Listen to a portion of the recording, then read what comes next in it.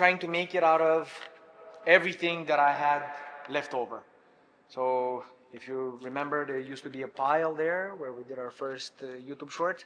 It's explaining you the difference between plywood and pressed wood and MDF, HDF.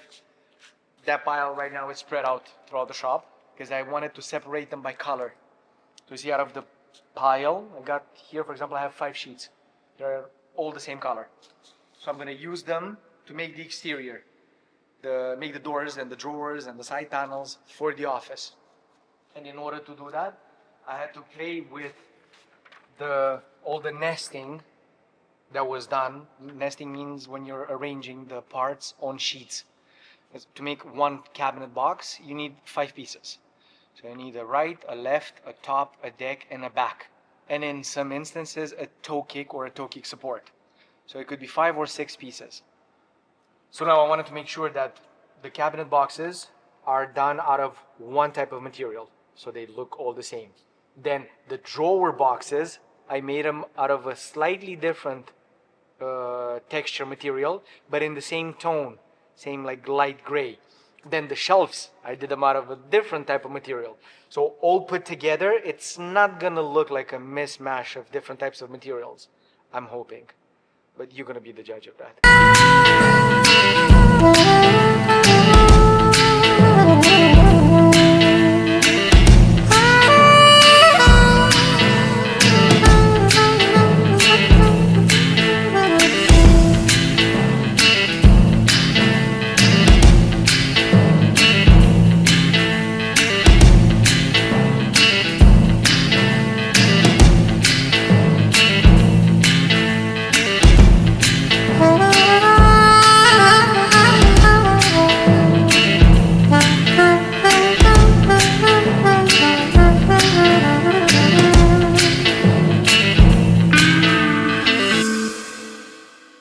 Actually the CNC table.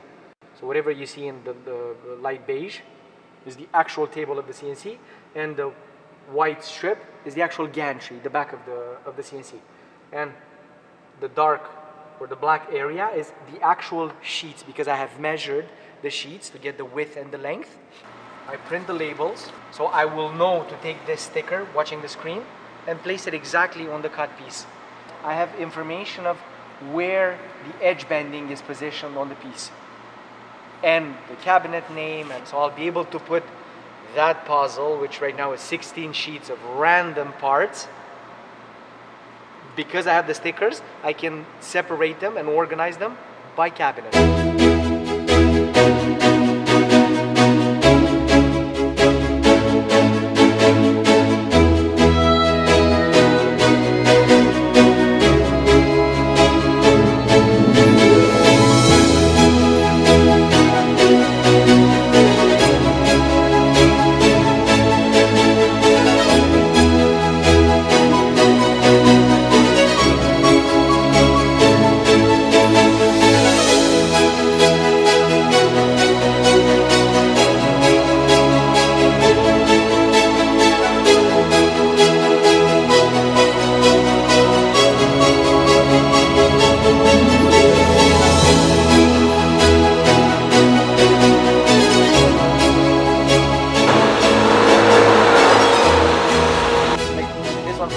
It's a drawer box bottom, meaning is the deck of a box.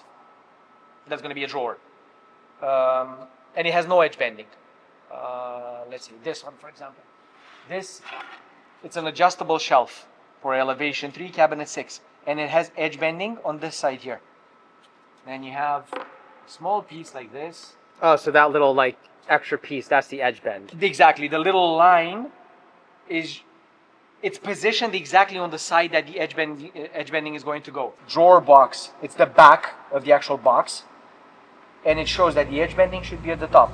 So when the CNC cuts it, it looks like this. You can see the core of the material, the raw material.